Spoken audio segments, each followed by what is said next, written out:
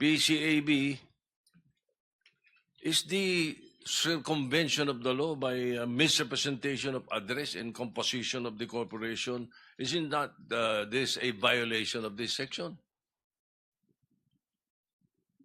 It certainly is, Your Honor. It is. Okay. Now, regarding the equipment capacity requirement, also, as stated in Section 4.5D of the IRR, the invoice of each equipment and its certification of registration with its official receipt are required.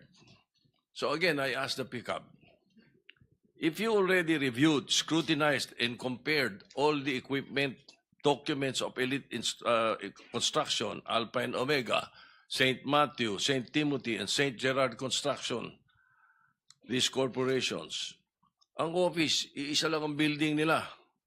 Hindi kaya pare-pare yung equipment lang ang pinakita at sinabi sa inyo?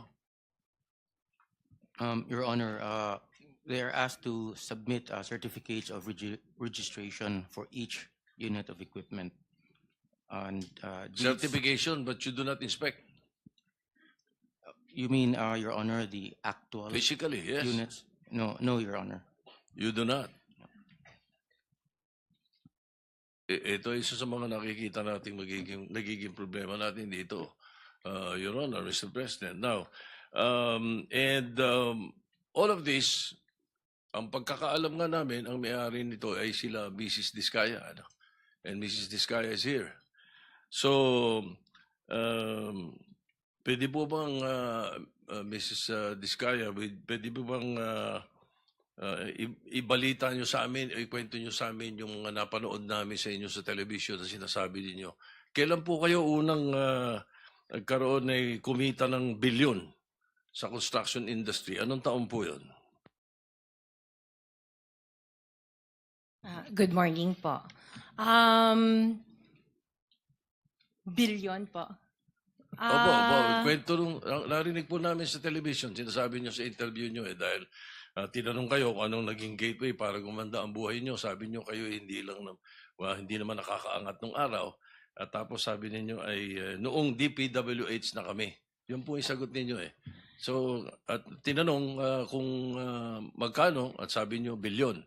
Kailan po itong unang bilyon na kumita kayo sa DPWH? For the knowledge of everyone, so St. Gerard, Alpha and Omega, we have been in the construction business for 23 years. So I would presume na in the 23 years, pwede naman siguro kami po kumita. Yung billion, when I said DPWH, because prior to that, we were in local government. So ang hirap makasingil sa local government.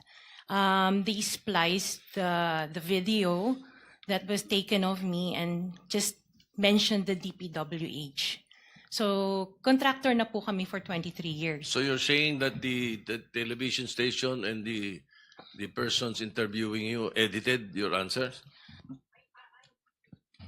I think so, sir, kasi I did mention that I was doing local government as well as private po.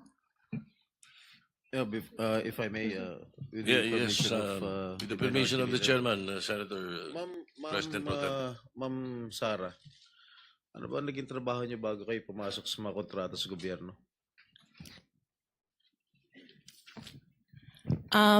My father was a contractor before. Nangongontrata rin Pero siya? yes po, Nangongontrata rin sa for DPWH? LGU po.